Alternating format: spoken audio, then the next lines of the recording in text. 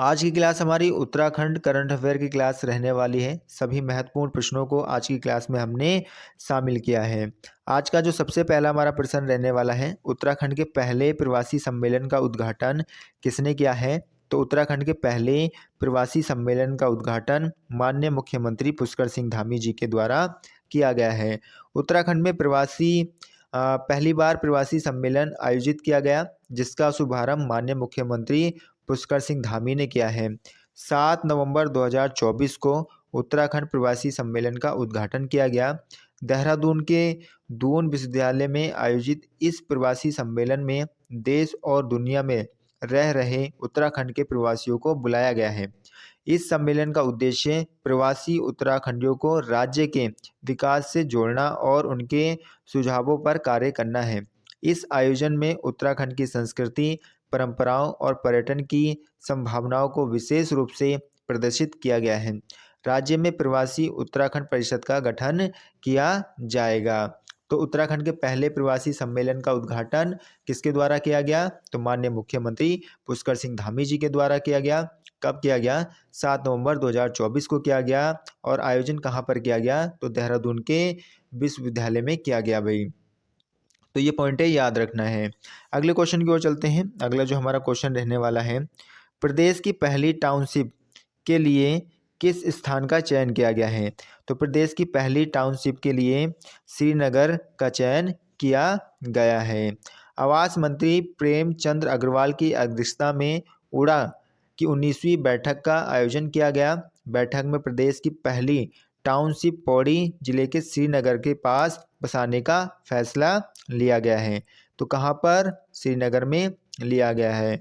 अगले क्वेश्चन की ओर चलते हैं। अगला जो हमारा क्वेश्चन रहने वाला है, प्रदेश का पहला ड्रोन पायलट प्रशिक्षण केंद्र कहाँ खोला गया है? तो प्रदेश का पहला ड्रोन पायलट प्रशिक्षण केंद्र जो खोला गया है, वो खोला गया है देहरादून के अंदर। और देहरादून में कहाँ पर? तो पछुआ दून में खोला गया है। देहरादून के पछुआ दून में प्रदेश का पहला ड्रोन पायलट प्रशिक्षण केंद्र खोला गया है। अगले क्वेश्चन की ओर चलते हैं। अगला आज का जो हमारा क्वेश्चन है, उसकी अगर हम बात करें, देश की पहली हेली एम्बुलेंस का शुभारंभ कहाँ किया गया है? तो देश की पहली हेली एम्बुलेंस का शुभारंभ ऋषिकेश एम्स में किया गया है।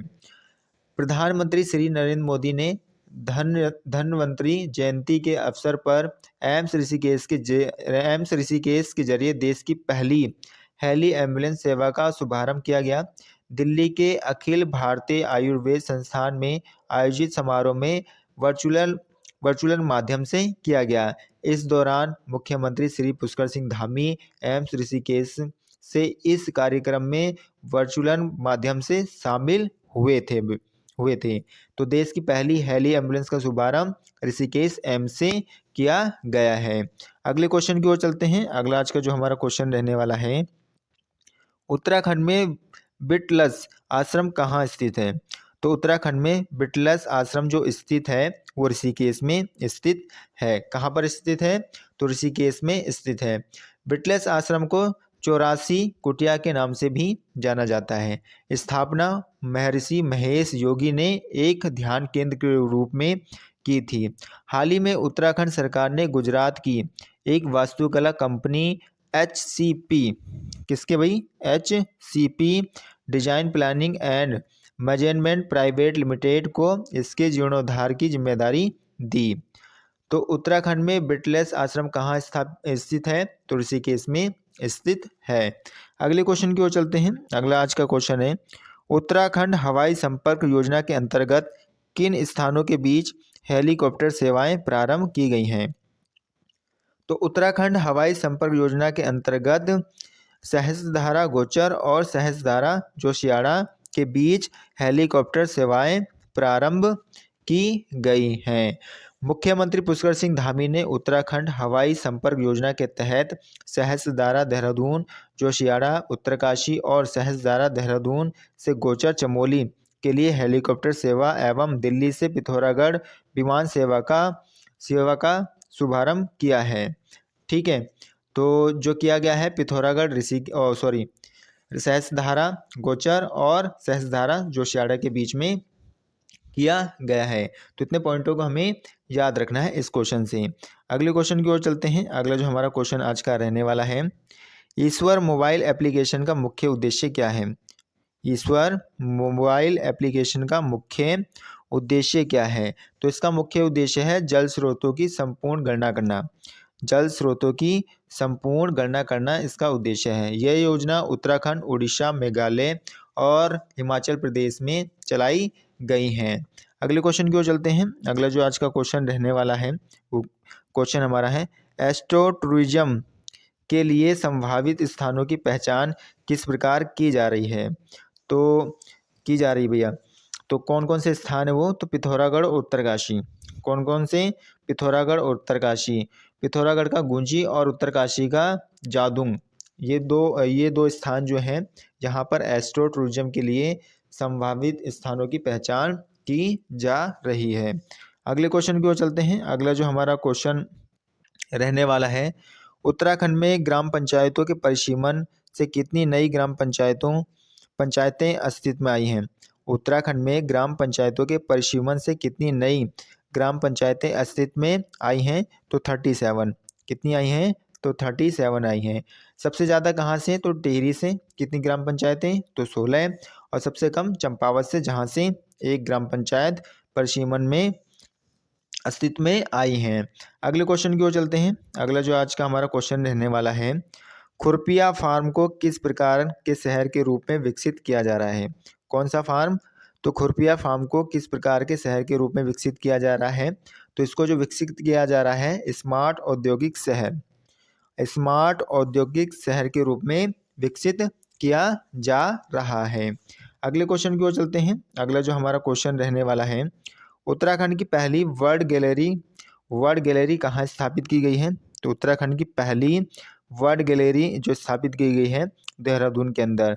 देहरादून यानी जौलीग्रांट प्राकृतिक फोटो के लिए भैया इस गैलरी को स्थापित किया जा रहा है।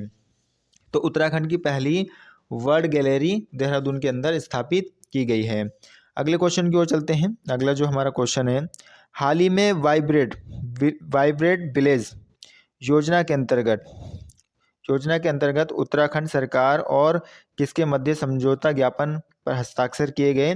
तो ये जो किए गए उत्तराखंड सरकार और आईटीबीपी, किनके मध्य? आईटीबीपी के मध्य भैया क्या करा गया? मध्य समझौता ज्ञापन पर हस्ताक्षर किए गए। इससे जो पॉइंटें याद रखनी है, पॉइंटें क्या याद रखनी है?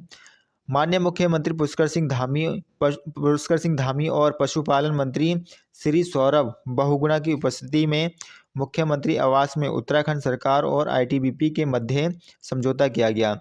वाइब्रेट विलेज योजना के अंतर्गत आईटीबीपी की उत्तराखंड में तैनात वाहिनी के लिए स्थानीय उत्पादों जिंदा बकरी, भेड़, चिकन और मछली की आपूर्ति के लिए किए गए समझौता ज्ञापन पर उत्तराखंड शासन से सचिव डॉक्टर BBRC पुरुषोत्तम और आईटीबीपी से IG श्री संजय गुंजियाल ने हस्ताक्षर किए।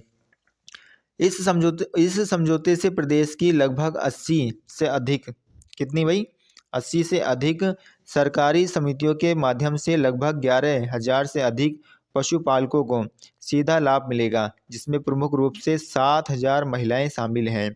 भेड़ बकरी पालकों में 10,000 पशुपालक कुक्कुट की आपूर्ति लगभग 800 से अधिक एवं मछली आपूर्ति से 500 से अधिक मछली पालकों को इसका लाभ मिलेगा।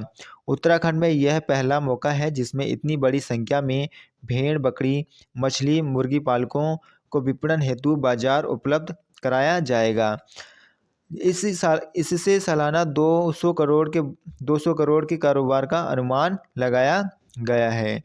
तो हाल ही में वाइब्रेट विलेज योजना के अंतर्गत उत्तराखंड सरकार और आईटीबीपी के मध्य समझौते पर हस्ताक्षर किए गए हैं। अगले क्वेश्चन की ओर चलते हैं। अगला जो हमारा क्वेश्चन रहने वाला है, अगर उस क्वेश्चन को हम देखते हैं, उत्तराखंड में बुग्याल संरक्षण दिवस हर वर्ष कब मनाया जाता है? तो उत्तराखंड में बुग्याल संरक्षण दिवस हर वर्ष 2 सितंबर को मनाया जाता है। कब मनाया जाता है? तो उत्तराखंड में जो बुग्याल संरक्षण दिवस है वो 2 सितंबर को मनाया जाता है। अगले क्वेश्चन की ओर चलेंगे। अगला क्वेश्चन हमारा रहने वाला है, लैब ऑन व्हील परियोजना का उद्देश्य क्या है? लैब ऑन व्हील्स परियोजना का उद्देश्य क्या है? तो इसका उद्देश्य है छात्रों को विज्ञान का व्यवहारिक अनुभव प्रदान करना। इसका मूलभूत उद्देश्य है लैब ऑन व्हील्स परियोजना का उद्देश्य छात्रों को विज्ञान का व्यवहारिक अनुभव प्रदान कराना है। अगले क्वेश्चन को देखते हैं। अगला जो हमारा क्वेश्चन है, DDRS की शुरुआत कब की गई? तो DDRS की शुरुआत सन 2022 में की गई। कब की गई? तो सन 2022 में DDRS की शुरुआत की गई। पॉलीथीन वापस किया जाएगा और इसके बदले में कुछ दिया जाएगा, यानी कि पॉलीथीन पर रोक लगाने के लिए इस परियोजना या इस योजना की शुरुआत की गई। इसके लिए रुद्रप्रयाग को अवार्ड भी दिया गया है। किसको अवार्ड दिया गया है? तो रुद्रप्रयाग को इसके लिए अवार्ड दिया गया है। अगले क्वेश्चन की ओर चलते हैं। अगला हमारा क्वेश्चन रहने वाला है, मुख्यमंत्री नमक पोषण योजना का शुभारंभ किस दिन किया गया? तो मुख्यमंत्री नमक पोषण योजना का शुभारंभ जो किया गया 5 जुलाई 2024 को। कब किया गया? 5 जुलाई 2024 को मुख्यमंत्री नमक पोषण योजना का शुभारंभ किया गया। और ये नमक कितने रुपए पर केजी मिलेगा? तो 8 रुपये पर केजी मिलेगा। शुरुआत किसके द्वारा की गई? तो इसकी शुरुआत जो की जाती है माननीय मुख्यमंत्री जी के द्वारा की गई। और कब की गई? 5 जुलाई 2024 को की गई। अगले क्वेश्चन को देखेंगे। अगला हमारा क्वेश्चन है, श्री बद्रीनाथ धाम के नए रावल कौन बने हैं? तो श्री बद्रीनाथ धाम के नए रावल जो बने हैं अमरनाथ नंबूदरी बने हैं। कौन बने हैं? अमरनाथ नंबूदरी बने हैं श्री बद्रीनाथ धाम के नए रावल। ठीक है। और ये जो बनाए गए हैं यानी इनकी नियुक्ति जो की गई है तो मंदिर समिति के द्वारा इनकी नियुक्ति की गई। और 1771 में रावल पुजारियों की नियुक्ति की गई थी। सबसे पहले कब की गई? तो 1771 में की गई। ठीक है। और जो कहते हैं कि किसके द्वारा ये पद्धति लाई गई? तो ये टिहरी नरेश के द्वारा लाई गई थी। जो अमरनाथ नंबूदरी हैं ये ईसवें हैं। और पहले कौन थे? तो पहले गोपाल नंबूदरी थे क्या कहते हैं श्री बद्रीनाथ धाम के रावल। अगले क्वेश्चन की ओर चलते हैं। अगला जो हमारा क्वेश्चन रहने वाला है, देहरादून और हरिद्वार को किस प्रकार का क्षेत्र घोषित किया गया है? देहरादून और हरिद्वार को काउंटर मैग्नेट एरिया घोषित किया गया है। कौन सा क्षेत्र घोषित किया गया है? तो काउंटर मैग्नेट एरिया क्षेत्र घोषित किया गया है। तो इस बात को याद रखना। कौन कौन से 2 शहर हैं? तो देहरादून और हरिद्वार हैं। अगले क्वेश्चन की ओर चलते हैं। अगला जो हमारा क्वेश्चन है, उत्तराखंड में टाटा ट्रस्ट किस उद्देश्य से कार्य करेगा? तो उत्तराखंड में टाटा ट्रस्ट जो कार्य करेगा ग्रामीण शिक्षा में सुधार, स्वास्थ्य देखभाल में सुधार, युवाओं को कौशल विकास का प्रशिक्षण देना। उत्तराखंड में टाटा ट्रस्ट का ये मूलभूत उद्देश्य। तो आशा करूंगा आप सभी को आज की क्लास अच्छी लगी होगी। अगर आपको क्लास अच्छी लगी है, लाइक शेयर एंड सब्सक्राइब करना ना भूलें। Thank you.